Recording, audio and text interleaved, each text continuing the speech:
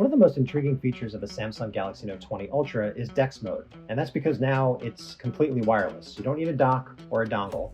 All you need is your Note 20 Ultra and a big screen TV like this one that supports the Miracast standard. And what you can do with that is project a desktop-like experience on the big screen and run multiple apps at the same time, or even play games, but you'll see how that turned out in a moment. So here's how Dex Mode works when it's in wireless mode on your Galaxy Note 20 Ultra.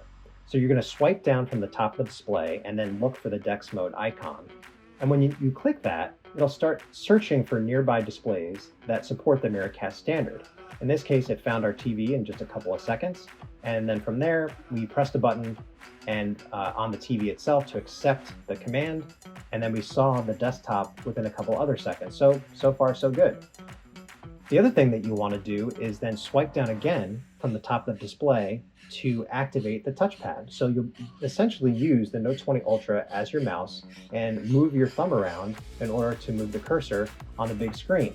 It's a little bit stuttery, but it gets the job done, and it's pretty easy to select apps and navigate menus just by using your thumb or finger.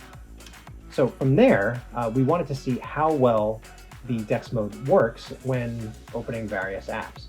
We started by going into the Google Photos app, and we found it pretty simple to open up photos and scroll through our gallery, and overall the results were pretty good. One thing that you should know is that in order to run apps at full screen, you have to enable a setting within the Note 20 menu itself, and in some cases you have to restart the application in order to run in full screen mode, which we found with apps like Netflix.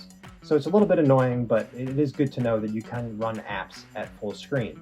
You can also run a couple of apps at the same time. So in this case, we did photos, and then we had Twitter running off to the right and going through our newsfeed. So, pretty simple, and it actually works pretty well with this kind of static content.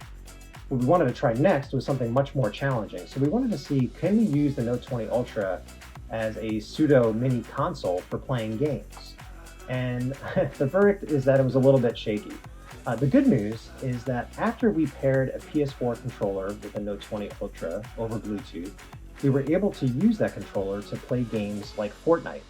And in this case, the playback was fairly smooth on the big screen, but we did notice some lag between the input on the controller and what was happening on screen, and the graphics glitched here and there a little bit, but overall, the experience was pretty satisfactory for using our phone as a console.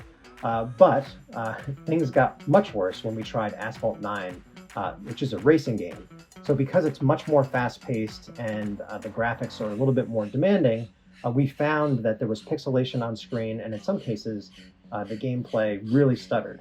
So your mileage is certainly going to vary when it comes to the types of apps and titles that you try on the Note 20 Ultra when you're using Dex Mode. Is wireless Dex Mode worth it overall?